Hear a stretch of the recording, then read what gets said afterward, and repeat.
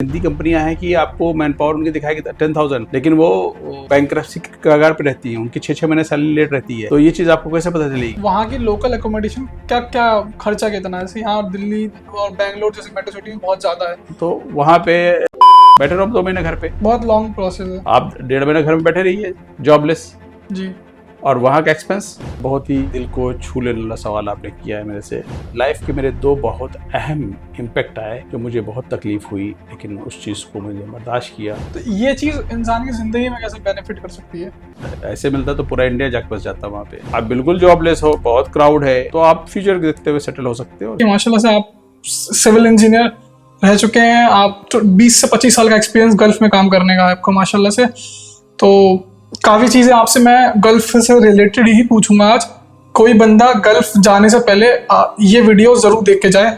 इतनी सारी नॉलेज इंशाल्लाह आज इस वीडियो के थ्रू हम शेयर करेंगे। आपको भी मैं बहुत सारी इन्फॉर्मेशन इसमें आपके ऑडियंस को दूंगा, मेरे थ्रू उनको मिलेगी इन्फॉर्मेशन, जिससे कि वो इसका फ़ायदा उठा पाएँ और अपनी ये जॉब के सर्चिंग के दौरान उनको जो डिफ़िकल्टीज़ प्रॉब्लम्स जो हो वो आसानी से उसको फेस कर सकें और उसके अकॉर्डिंग अपने आप को प्रिपेयर कर सकें और अपने आप को सक्सेसफुल लाइफ वहाँ पे अपने आप को सेटल कर सकें। तो महमूद सर, सबसे पहले कोई गल्फ पे रीच आउट करने के लिए सबसे प्रोसेस है वीज़ा का प्रोसेस होता है। तो आप वीज़ा वाला थोड़ा प्रोसेस एक्सप्लेन करें बहुत ईजी वे में, ताकि हमारी ऑडियंस समझ। वीज़ा प्रोसेस 2 तरीके से होते हैं। एक होता है विजिट वीज़ा और एक होता है आपका work visa. Work visa normal जो है इशू होता है विद इन द ऑर्गेनाइजेशन। कोई ऑर्गेनाइजेशन आपको जॉब को ऑफर करती है, उस समय आपको वर्क वीज़ा इशू होता है। विजिट वीज़ा होता है किसी भी कंट्री को, उस कंट्री को, गल्फ कंट्री में किसी भी कंट्री को अगर आपको विजिट करना है, उस पर्टिकुलर कंट्री के लिए आप अप्लाई करते हैं तो आपको विजिट पर्पज से, यानी 1 मंथ, 2 मंथ, 3 मंथ्स के लिए आपको वीज़ा मिलता है। इसका जो जॉब वीज़ा है, जॉब वीज़ा के लिए जब आपका इंटरव्यू होता है तो कंपनी आफ्टर सिलेक्शन के बाद उस पर्टिकुलर आपको रिक्रूटमेंट एजेंसी को सजेशन देती है। उनको वीज़ा आपका, जैसे आपका सऊदी अरब में है, VFS सेंटर बना रखे हैं, उस VFS सेंटर में के थ्रू ही आपका मेडिकल होगा, VFS सेंटर के थ्रू आपका वीज़ा प्रोसेस होगा और वीज़ा स्टैंपिंग उनके थ्रू होगा। सारे आपके डॉक्यूमेंट चेक्स होंगे, वेरिफिकेशंस होंगे, तब आपका वीज़ा स्टैंप होगा। विजिट वीज़ा क्या है कि जस्ट आपको विजिट वीज़ा इस सेंस में बताइए, जैसे किसी को जॉब नहीं मिल रही है और विजिट वीज़ा पे जाके जॉब ढूंढे उस सेंस में। हाँ, जैसे आप विजिट वीज़ा पे भी अगर जाके वहाँ पे जॉब सर्च कर सकते हैं, लेकिन उसमें आपको जॉब मिल भी सकती है और नहीं मिल सकती। जिस तरह से आप इंडिया में हैं कि इंडिया में आप जॉब हंट कर रहे हैं, दिल्ली बॉम्बे में जा करके आपको जॉब मिल भी सकती है और नहीं मिल सकती है। ये इसमें आपका एक रिस्क फैक्टर है, आपको रिस्क लेना चाहिए। आपका टिकट का फेयर, एयर फेयर आपका लॉस जा सकता है। तो श्योरिटी है कि बेटर है कि आप वर्क वीज़ा पे ही वहाँ पे आप जाएं। विजिट वीज़ा का कोई रिस्क ना ले आपके हिसाब से? जी हाँ, विजिट वीज़ा पे रिस्क ना ले, क्योंकि विजिट वीज़ा के पे रिस्क लेने का मतलब यह है कि आपको फिर जो भी और जॉब मिले वो करनी पड़ेगी अपने सर्वाइवल के लिए। फिर जब आपको आपकी जॉब के अकॉर्डिंग, आपकी प्रोफेशन के अकॉर्डिंग कोई जॉब मिले तो आप स्विच कर लो, या उस कंट्री का, हर एक कंट्री में ऐसा अलाउ नहीं होता है कि विजिट वीज़ा जो है वर्क वीज़ा में कन्वर्ट हो जाए। जी हाँ, आप विजिट वीज़ा में जाके आप 3 महीने तो काम कर सकते हो। अच्छा, आप ये पर्टिकुलर कतर की बता रहे हैं? जी नहीं, पर्टिकुलर कतर नहीं है, हर कंट्री का ये रूल है कि वहाँ पहले बात visit visa for visit the country, not for the job. तो जैसे फिर विजिट वाला प्रोसेस ही क्यों है फिर? Visit, this is illegal totally. तो फिर वो लोग कैसे पॉसिबल है ये करना? जैसे वहाँ जॉब का वीजा आप गए तो उससे मैक्सिमम ये हो सकता है कि वो कंपनी आपको इंटरव्यू कॉल करेगी, तो अगर आप उनको अच्छे लगे, फेस टू फेस इंटरव्यू हो जाएगा, आपको वो हायर कर लेंगे, आपको कुछ दिन टेस्ट के तौर पे अपने के यहाँ रख लेंगे, फिर वो आपको वर्क वीजा दे करके भेज देंगे, दोबारा फिर आपको आना पड़ेगा। अच्छा, आपको दोबारा आना पड़ेगा। जैसे बहुत सारे मुस्लिम यूथ हैं, मुस्लिमों का बहुत ज़्यादा गल्फ में रीच जाना बहुत ज़्यादा कॉमन है, तो मुस्लिम यूथ के अंदर बहुत सारे मिसकंसेप्शंस हैं गल्फ के रिगार्डिंग। तो आप उन मिसकंसेप्शन को आज क्लियर करिए कि क्या क्या गल्फ जाने वाले इंडिया के यूथ हैं उसके क्या मिसकंसेप्शंस हैं और वहाँ पर कैसी रियलिटीज़ हैं। मिसकंसेप्शन लोगों के बीच में बना है ये है कि बस गल्फ जाऊंगा, मैं अमीर बन जाऊंगा, मुझे पैसे आ जाएंगे, बहुत सारे ढेर सारे पैसे आ जाएंगे, जी, बहुत सारे उनकी प्रॉब्लम सॉल्व हो जाएगी और फटाफट उनको हर चीज़ मैजिक जैसा हो जाएगा, लेकिन ऐसा नहीं है। आपको मैं बताना चाहूँगा, बहुत ही ये अपने पॉडकास्ट में ज़रूर डालिएगा कि किसको गल्फ जाना चाहिए, किसको नहीं जाना चाहिए जी आज की डेट में। जी आज की डेट में इंडिया का जो मिनिमम लिविंग ऑफ कॉस्ट है, अगर वो बंदा मिनिमम लिविंग ऑफ कॉस्ट यहाँ अर्न कर सकता है तो वो गल्फ ना जाए। क्यों? जैसे हमारे बहुत से ड्राइवर हैं, बहुत से हेल्पर हैं, मेसन हैं, कारपेंटर हैं, वो अगर आज की डेट में हमारे के एक मेसन की सैलरी क्या होगी आपको बताऊं? 500-600 से लेके 1000 तक है अच्छे मेसन की। जी बिल्कुल। 1000 भी है, 800 भी है। नॉर्मल 800 तो आम है। अच्छा हाँ, वो एक इंडस्ट्री लेवल पे। हाँ नहीं, अभी नॉर्मल आपके घर बनाने के आप जाइए ढूंढिए, आपको मेसन जो है 800 लेंगे। 800 मल्टीप्लाई 30 कितना होता है? 24,000 रुपए। अगर गल्फ में अगर आपको 1500 रियाल मिलते हैं मेसन को, 1200 रियाल, 1500 रियाल रुपीज में, रियाल में रुपीज में, अच्छा रुपीज में आप कन्वर्ट कर लीजिए 32,000। उसमें उसको खाना भी है वहां पे, वहां के लीगल स्टैंडर्ड से, तो 1500 रियाल में प्लस खाना भी है।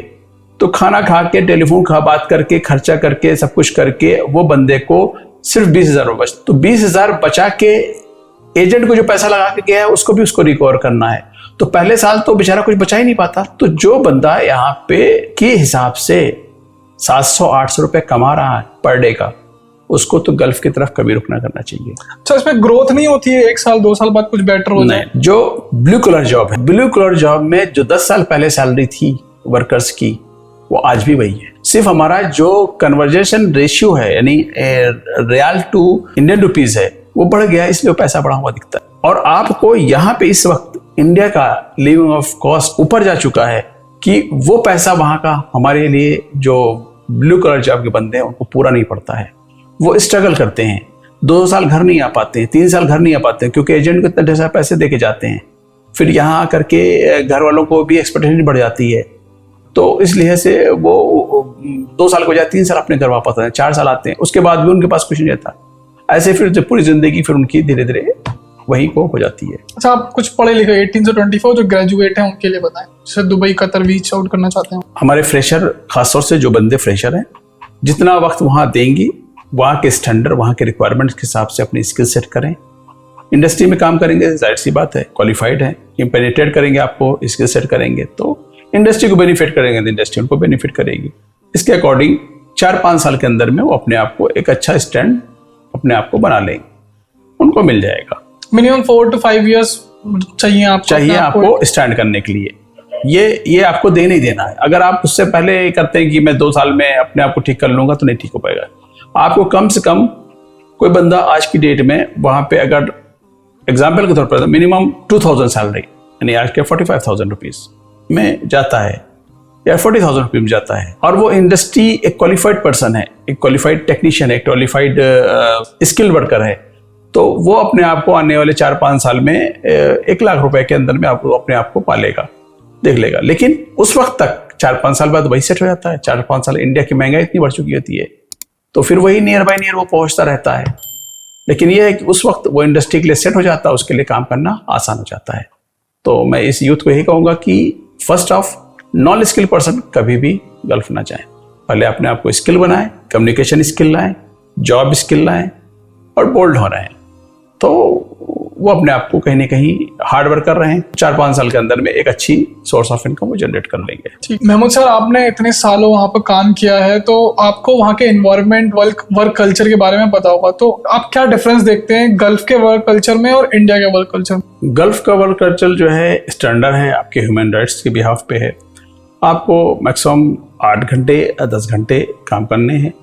10 घंटे के बाद 10 घंटे का जो आपका कॉन्ट्रैक्ट है, अकॉर्डिंग टू कॉन्ट्रैक्ट ही आपको काम करना है। फ्राइडे अगर आप काम करते हैं तो आपको उसको ओवर टाइम मिलता है, फ्राइडे नहीं काम करते हैं तो आपको ऑफ रहता है। आपका एक शेड्यूल है, एक हेल्दी एनवायरनमेंट है, पॉल्यूशन फ्री है, स्पेशल क्योंकि रिच कंट्रीज हैं तो वहाँ पे पॉल्यूशन है, वाटर है, ट्रीटमेंट है, मेडिसिन है, ये सब बहुत हेल्दी मिलता है आपको, जिससे कि आपकी हेल्थ अच्छी रहती है, आप फिट रहते हो और पूरे साल आप काम करने के लिए रहते हो। जब पूरे साल काम करते हो तो आपको एक अच्छी हेल्दी इनकम मिलती है, आप अपने घर को सर्वाइव करते हो, मंथ टू मंथ सैलरी भेजते हो। हाँ, कभी कभी किसी कंपनीज में प्रॉब्लम आती हैं, सैलरी डिले होती हैं, और सैलरी मिल जाती है उनको, एट द एंड उनको मिलती है। लेकिन कुछ कंपनीज फ्रॉड भी करती हैं, ऐसा नहीं है कि सब कुछ सही है, वहाँ फ्रॉड भी हो जाता है, कंपनी बैंकरप्ट हो जाती हैं। गवर्नमेंट कोशिश करती है कि उनका पैसा दिलाने के लिए, ह्यूमन राइट्स में कोशिश करती है उनका पैसा दिलाने के लिए, तो आप इंडिया का कल्चर बताएं। अब इंडिया का कल्चर आपका यहाँ पे ये है कि यहाँ पे जाहिर सी बात कंपटीशन बहुत ज़्यादा है बंदों के बीच में,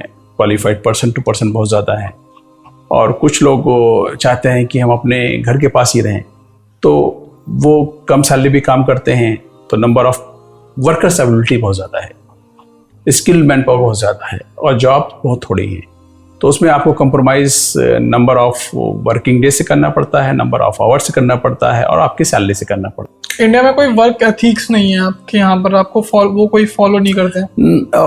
रूल्स रेगुलेशन बहुत है, इम्प्लीमेंटेशन नहीं है। अच्छा, रूल्स एंड रेगुलेशन बहुत बने हैं, इंडिया गवर्नमेंट के लेबर लॉस हैं, सब कुछ है, लेकिन हमको पता भी नहीं होता, हम उसको इम्प्लीमेंट भी नहीं करते हैं।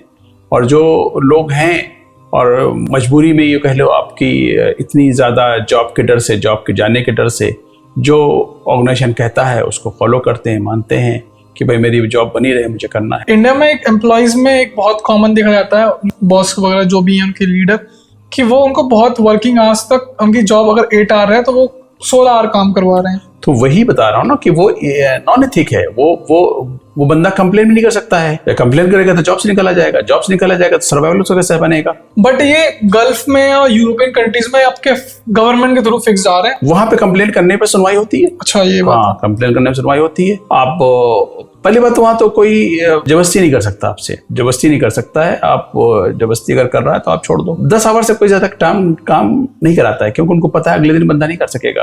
कोई बंदा आज की डेट में आप 16 आवर्स काम कर लोगे, कल के रेडी रहोगे, नहीं रेडी रहोगे। बट ये गल्फ की एक थिंकिंग है, इंडिया में तो ऐसा बिल्कुल सोचा नहीं जाता है। अगर आप रात के 2 बजे तक काम कर रहे हैं, फिर उम्मीद करते हैं कि आप नेक्स्ट डे फिर सुबह आके आप काम करोगे।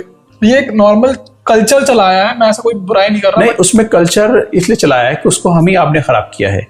हम ही आपने खराब किया है कि भाई बॉस को मैं खुश कर दूं, मैक्सिमम आवर पोटेंशियल दे दूं तो शायद मेरी प्रमोशन हो जाएगी। बॉस ठीक है, अच्छी बात है, करना चाहिए, मेहनत करना चाहिए, लेकिन वो एक हेल्थी नहीं है। आपको एक दिन नहीं काम करना है, आपको 365 दिन काम करना है, आपको रोज काम करना है। तो रोज काम करने के लिए आपकी बॉडी की जो रिक्वायरमेंट, इंटरनेशनल स्टैंडर्ड जो बनाया गया है, आपको 8 आवर्स जॉब करनी है, ताकि आपकी बॉडी 8 आवर्स के लिए ही बनी है। सही पोटेंशियल 8 आवर्स देगी। आप 16 घंटे काम करोगे, 10 गलतियां करो, फोकस करोगे नहीं, वो खाली दिखाने की नौकरी होती है वो। तो आज के टाइम पे मैं रिसर्च कर रहा था कुछ गल्फ के बारे में, तो मैंने GCC एक्सपीरियंस के वर्ड के नाम से सुना था, जो मैं समझ नहीं पाया। तो आप मुझे एक्सप्लेन कर सकते हैं, बता सकते हैं GCC एक्सपीरियंस क्या है? GCC means gulf experience. In the gulf countries, there are 5 countries, आपका UAE, Bahrain, Oman, Qatar, Saudi Arab, Kuwait. This 5 countries called GCC countries। तो इन GCC countries एक्सपीरियंस मतलब इन कंट्रियों में कहीं भी आप काम किए हो तो ये काउंट किया जाता है आपको GCC एक्सपीरियंस में। अच्छा, इसकी वैल्यू के हिसाब से बताएं। इसकी वैल्यू के हिसाब से आपको जॉब प्रेफरेंस दिया जाता है। जैसे मिसाल के तौर पे हर कंट्री का एक नेचर होता है, तो वहाँ की इंडस्ट्री सोचती है कि जो बंदा भी इन गल्फ कंट्री में काम कर लेगा तो उसको हमारे नॉर्म्स, रूल्स, रेगुलेशन, सबसे बड़ी बात लीव का इशू, 1 साल बाद जाना है, 6 महीने बाद जाना है, सडन छुट्टी नहीं मिलेगी। ड्रॉबैक यही है कि आपको छुट्टी जो है आपकी प्लानिंग के अकॉर्डिंग छुट्टी बनानी पड़ती है, छुट्टी जल्दी मिलती नहीं। कभी कभी ऐसा समय आ जाएगा, आप स्पेशली सऊदी अरब के अंदर ऐसे रूरल एरिया में, ऐसे रिमोट एरिया में फंस जाएंगे कि जहां से शायद आपके घर में किसी की डेथ हो जाए, आप टाइम से ना पहुंच पाओ। क्यों? वहां से लोकल एयरपोर्ट से इंटरनेशनल एयरपोर्ट से फिर नेक्स्ट इंटरनेशनल एयरपोर्ट इंडिया का, फिर आपको लोकल एयरपोर्ट, फिर लोकल एयरपोर्ट से आपकी बस ट्रेवल, यानी कहीं के 36 घंटे का सफर हो जाता है, तो आप नहीं पहुंच पाते हो। तो ये एक ड्रॉबैक है। आप सर, आपने 20 साल 25 साल वहां गुजारा है, तो आप उस वक्त के शुरुआत के दौर में आज के दौर में क्या चेंजेस देखते? उस वक्त से आज के वक्त में चेंज है ह्यूमन राइट्स, और गल्फ कंट्रीज अपने आप को एक्सपोजर में, इंटरनेशनल मार्केट में, वर्ल्ड कम्युनिटी में अपने आप को अपना स्टैंड बनाने के लिए, वर्ल्ड में तमाम तरीके से वर्क मैन पावर को अट्रैक्ट करने के लिए और अपनी इकोनॉमी को ग्रोथ करने के लिए, तो उन्होंने बहुत सारे रूल्स और रेगुलेशन में इम्प्लीमेंटेशन किए हैं, चेंजेस किए हैं, स्पेशली मैन पावर के रिलेटेड। जो प्रवासी भारतीय जो वहाँ पे काम कर रहे हैं, बहुत सारे फॉरेनर्स काम कर रहे हैं, उनके लिए तो ह्यूमन राइट्स आ गया, तो उससे आपके राइट्स बढ़ गए, आपके रिस्पेक्ट बढ़ गई, और तमाम तरीके लोग पहले जैसे बिहेवियर चेंज आ गया, और वो लोग भी एजुकेट हुए समय टाइम के साथ में। अरबी, लोकल अरबी, हाँ, लोकल अरबी भी। पहले सऊदी अरब में इंग्लिश स्पोकन नहीं था, टोटल 100% अरबिक था, लेकिन आज की डेट में उनके बच्चे जो नई जनरेशन पढ़ के आई है, नई जनरेशन जो पढ़े हैं, उनको भी आप बात करिए, आप उससे कम्युनिकेशन इंग्लिश में करेंगे, बातचीत करेंगे आपसे। अब वहाँ language not problem, there is no problem for language. आप प्रॉपर इंग्लिश में कम्युनिकेट उनसे कर सकते हो, जरूरी नहीं कि आप अरबिक में ही करो। तो वो इतना समझ जाते हैं कि आप कम्युनिकेट कर सकते हो।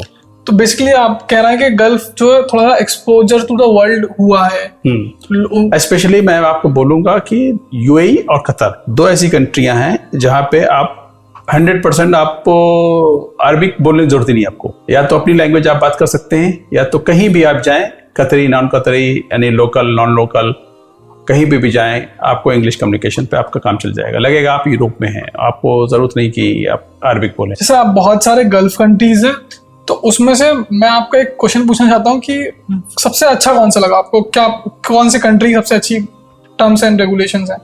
यूएई और कतर 2 ऐसी कंट्रीज हैं जिनके पास ह्यूमन राइट्स बेस पे और कल्चर के बेस पे और in the terms of the respect of the foreigners, specially Indians को जो रिस्पेक्ट मिलती है, कतर में जो रिस्पेक्ट मिलती है आपको यूएई में, वो अनदर कंट्रीज से अच्छी मिलती है। और आपको फील नहीं होगा दूसरे के, फील क्यों नहीं होता, वहाँ पे आप अपने सारे जितने फेस्टिवल है सेलिब्रेट कर सकते हो।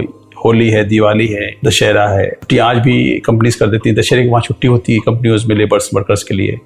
तो इस तरह से culture similar to India match करता है। वहाँ पे आपकी स्वीट्स कितनी बीकानेर वहाँ पे हैं, तमाम इंडियन ब्रांड्स वहाँ पे हैं कतर में, यूएई में सारे जितने भी ब्रांड्स हैं सब इंडिया के ब्रांड सारे वहाँ पे। महमूद सर, मुझे ये बताइए कि हाउ टू मूव अब्रॉड आप इंडिपेंडेंटली भी सजेस्ट करिए, और किसी की हेल्प से अगर होता हो कोई प्रोसेस तो वो भी बताइए। इंडिपेंडेंट जाने के लिए गल्फ का बेस्ट वे है कि आप किसी भी ट्रेवल एजेंसी ऑफिस के थ्रू जाएं। अच्छा, आज के दौर में भी ट्रैवल एजेंसी के थ्रू जा सकते हैं, या कोई प्लेटफॉर्म्स आ गए हैं जैसे लिंक्डइन वगैरह है और naukri.com वगैरह है? नहीं, लिंक्डइन के थ्रू भी पर्टिकुलर, क्योंकि आप उस पर्टिकुलर कंपनी के बारे में जानते नहीं है कि आपको उस कंपनी का क्या स्टेटस है। पहले बात, लिंक्डइन में ढूंढना आसान हो गया आज के टाइम। लिंक्डइन में कंपनी के स्टेटस सब पता रहता है लिंक्डइन के through. Yes, you can do, but even financial status LinkedIn नहीं बताएगा, मैन पावर बता देगा, अच्छी पोजीशन बता देगा। कितनी कंपनियां हैं कि आपको मैन पावर उनकी दिखाएगी 10,000,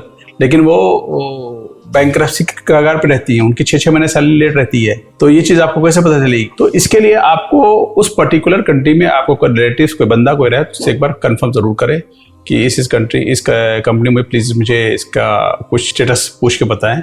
उसका बेस्ट वे है कि जो बंदा वहां आपका दोस्त रहता हो उसको बोलिए कि उस ऑफिस में जाए, वहां के टी बॉय से बात करे, या वहां पे जो वर्कर जो काम करते हो या ऑफिस में काम करते हैं उनसे बाहर, ऑफिस के बाहर कहीं मिले कुछ है, उनसे पूछे तो कंपनी के अच्छे से मतलब कितने महीने सैलरी मिल रही है, कम क्या मिल रही है, या अपने को खुद एज ए प्रेजेंट करे किसी जॉब इंटरव्यू के लिए, वहां पूछे जाके लोगों से, तो सही इन्फॉर्मेशन मिल जाएगी। तभी आप जो है ट्रेवल एजेंसी थ्रू जाए। बेस्ट ये है कि अगर कोई आपका बंदा वहां रहता है, वो आपको अपनी स्पॉन्सरशिप में विजिट वीजा दे दे, या पर्टिकुलर उस कंपनी से कोई जॉब वीजा खरीद ले और आपको भेज दे, तो फिर वो जाके वो ट्रांसफर वीजा हो जाता है वहां पे। तो इस प्रोसेस को अपना सकता है। अच्छा, ऐसे एजेंसीज आज भी इंडिया में काम कर रही हैं इस चीजों पे? जी हाँ, बिल्कुल कर रही हैं। तमाम आज एजेंसीज हैं, जो कंपनियां हैं, वो हेडेक नहीं पालती हैं कि मैन पावर रिक्रूटमेंट का हेडेक नहीं रखती हैं। वो पर्टिकुलर एजेंसीज बनी हैं, उनसे पर मैन पावर वो कॉस्ट लेती हैं, और यहाँ एजेंसीज आपसे अलग कॉस्ट लेते हैं, तो 2 कॉस्ट हो जाती है उनको बेनिफिट के लिए। कंपनियां अलग पे करती हैं और आपसे अलग वो चार्ज करते हैं।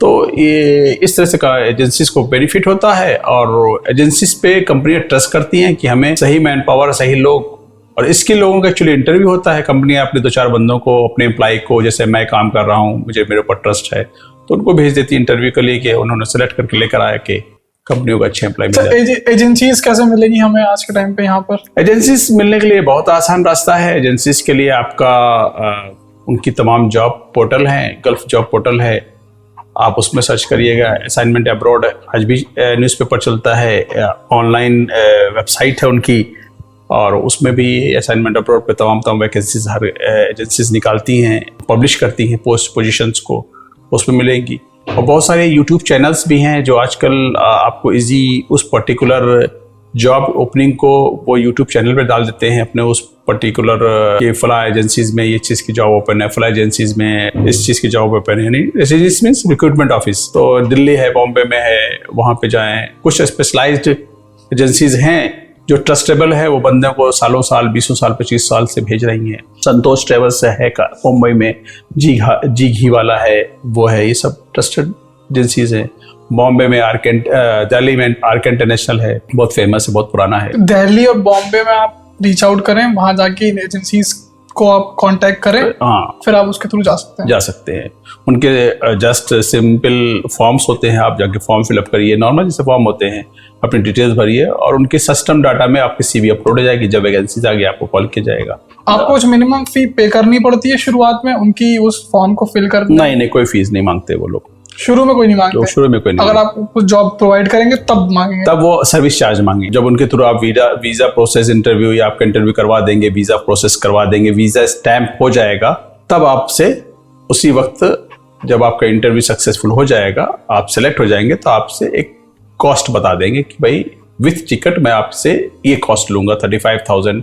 अच्छी एजेंसीज आज भी 35,000 40,000 में काम करती हैं। जैसे आप लमसम मुझे कॉस्ट बताइए कि इंडिया से अब्रॉड जा रहा है बंदा तो उसका कितना खर्च आएगा? इंडिया से अब्रॉड जा रहा है बंदा तो ये एजेंसीज टू एजेंसीज डिपेंड करता है। कोई आज की डेट में कोई 1.5 लाख भी मांग रहा है और कोई 35,000 40,000 भी काम कर रहा है। डिपेंड करता है कि डिफरेंस क्या है दोनों ही सर्विसेज में कोई डिफरेंस नहीं है। जितनी भी आपकी अनस्किल्ड प्रोफेशन होगी, लेबर है, मेसन है, ड्राइवर है, यानी ब्लू कलर जॉब होगी, उनको ज्यादा चार्ज पे करते हैं। मजबूरी में उनका फायदा उठाते हैं एजेंसीज कि उनको फ्री वीजा मिलता है, 90% फ्री वीजा मिलता है। कुछ कंपनियां नहीं फ्री चार्ज करती हैं उनको वीजा का जो उनकी कॉस्ट आई है टोटल, फ्री मैन पावर चाहती हैं।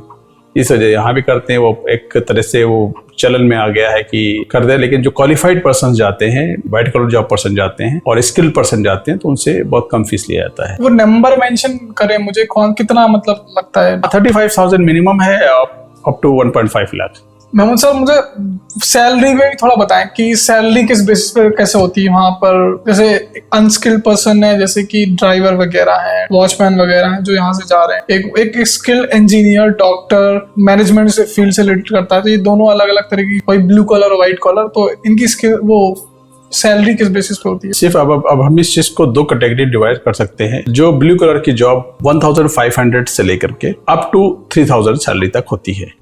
3,000 रियाल तक। इस डिपेंड अपॉन, जैसे आप एक अच्छे स्टील फिक्सर है या अच्छे कारपेंटर हैं, तो आपको या अच्छे मैकेनिक हैं, एक्सपीरियंस है, गल्फ कंट्रीज में 20 साल से रह रहे हैं, तो आपको 3,000 सैलरी लग जाएगी। लेकिन वही कारपेंटर आप इंडिया में काम करके हैं, आपको गल्फ का एक्सपीरियंस, आपने जैसे बोला जीसीसी एक्सपीरियंस अगर आपको नहीं है, तो वही सैलरी आपको 1,800 लग जाएगी। लेबर है, आप 2-4 कंट्री में काम किए हैं, आपको एक्सपीरियंस है, तो आपकी सैलरी 1,200 की जगह 1,500-600 लग जाएगी। तो इस तरह से वेरिएशंस आते हैं blue collar job. White collar job में मिनिमम जो है 4,000 से स्टार्ट होकर के 25, 30, 40,000 तक जाती है। रुपीज में बताएं, यानी 4,000 नियर अबाउट 85,000 रुपीज हो गया। इससे एबव जो है आप चले जाइए 25,000 या 30,000, 5 लाख 6 लाख पर मंथ तक सैलरी जाती है। इस डिपेंड अपॉन योर एक्सपीरियंस कि आपको कितने साल का गल्फ का एक्सपीरियंस है। यानी जितनी हायर सैलरी जाएगी वो कब बढ़ेगी? जब जितना आपको जीसीसी का एक्सपीरियंस होगा तब बढ़ेगी। जैसे आपने बताया 85,000 शुरू में मिल रही है, तो उसके एक्सपेंसेस क्या होते हैं वहां पे शुरू में?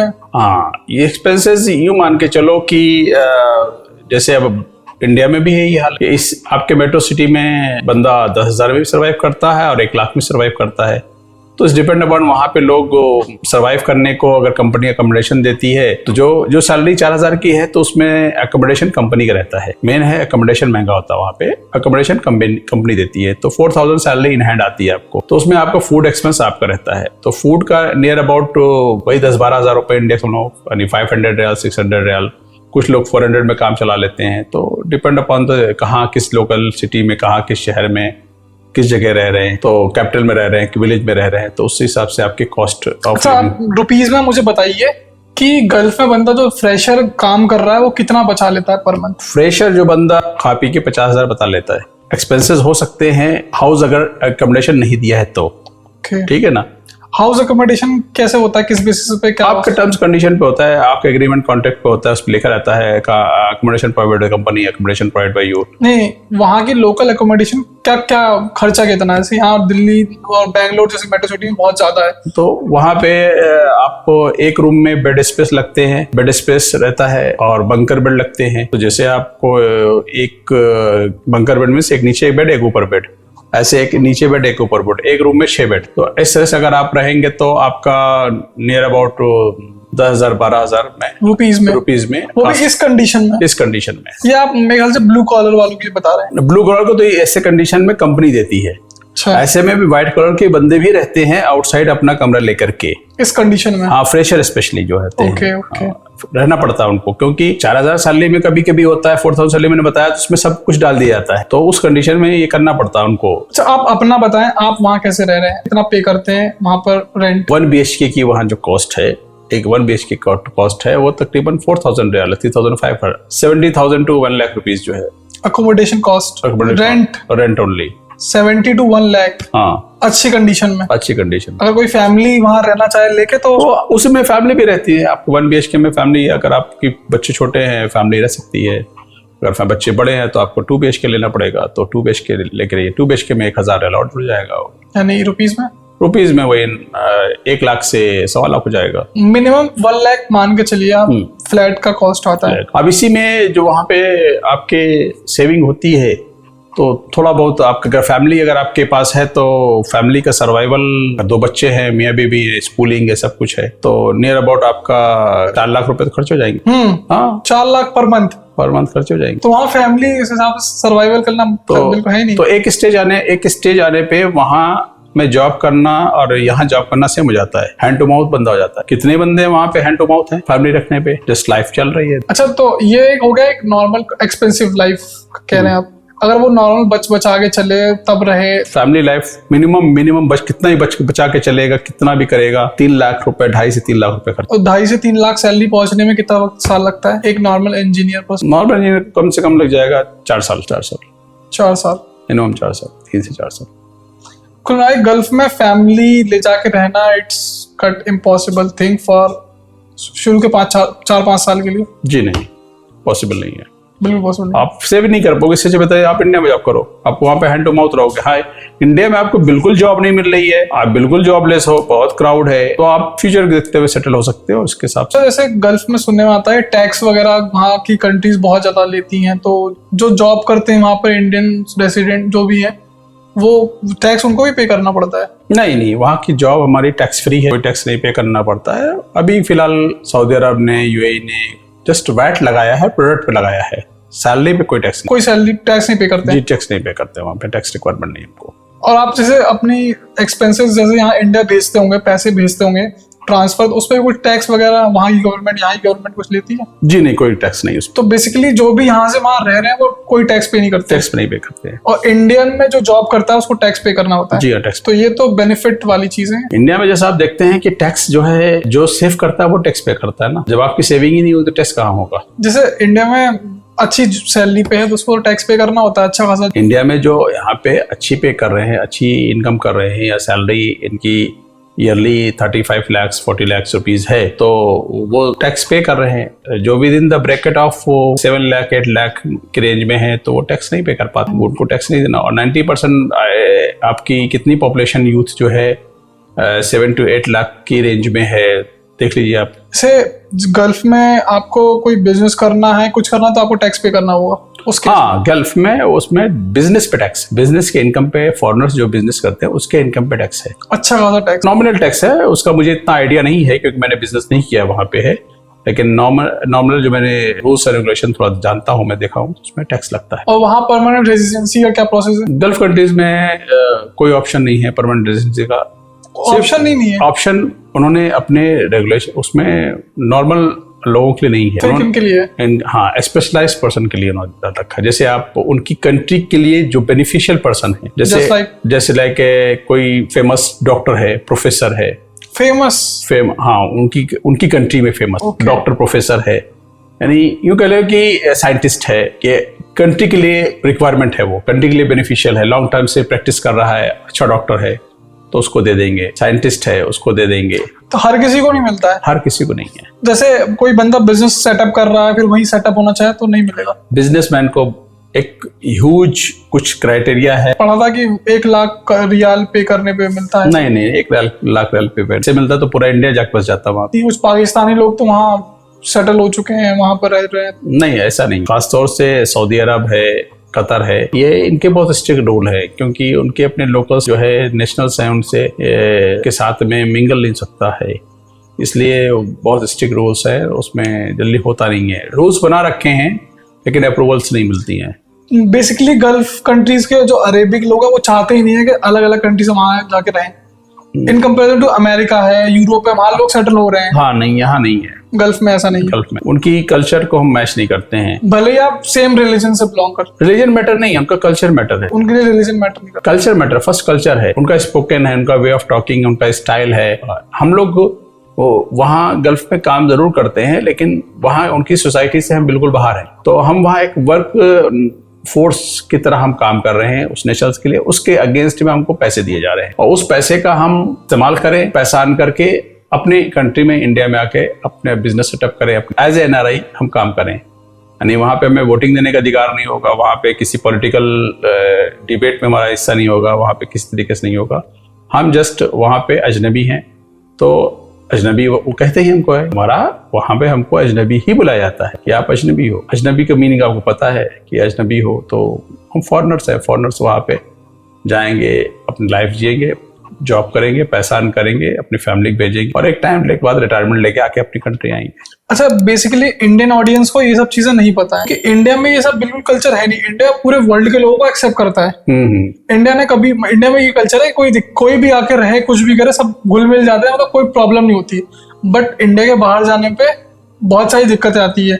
अब यहाँ आप देख रहे हैं इंडियंस आपस में लड़ रहे हैं हिंदू मुस्लिम रिलीजन के हिसाब से, और अलग कंट्रीज में वो रिलीजन को इतनी इंपॉर्टेंस नहीं देते जबकि वो लोकल्स को ज्यादा इंपॉर्टेंस देते हैं। In the sense of the another countries point of view से, तो इंडिया एक बहुत ही स्ट्रॉन्ग कंट्री बन सकता है और भी जो अभी प्रेजेंट हमारी पोजीशन है उससे और अच्छे हम जा सकते हैं। नहीं, मतलब इंडियन को सीखना चाहिए अलग कंट्रीज के, वो अपनी कंट्रीज के लोकल्स को ज्यादा अहमियत देते हैं। अगर आप इंडिया के हो, वहां जा रहे हो, तो वो आपको दूसरे देश का समझ के वो करते हैं।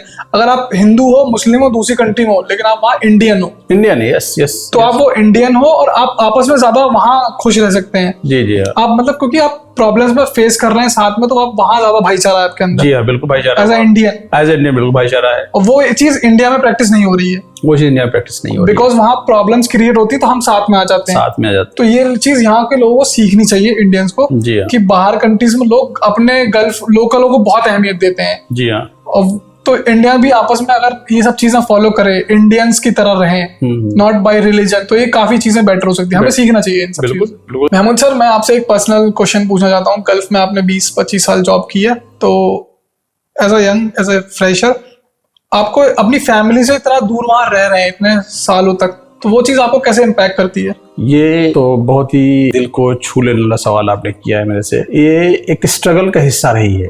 ये बहुत बड़ा, अपने फैमिली से दूर रहना, अपने आप को एस्टेब्लिश करना, इस वे में बहुत ही ज़्यादा इम्पैक्ट डाला है हमारी लाइफ में। हमने बहुत सारी चीज़ों को हर तरह से खोया भी है, पाया भी है, लेकिन जिस कंडीशन में हमारी फैमिली की जो स्टेटस था, या हमें एक अपनी समाज में एक क्या कहते हैं अच्छे स्टेटस पे मुझे अपने आप को देखना, तो उसके लिए मुझे तो इसकी कीमत चुकानी पड़ी है। और मैंने फैमिली को बहुत मिस किया है, अब कल्चर को मिस किया है।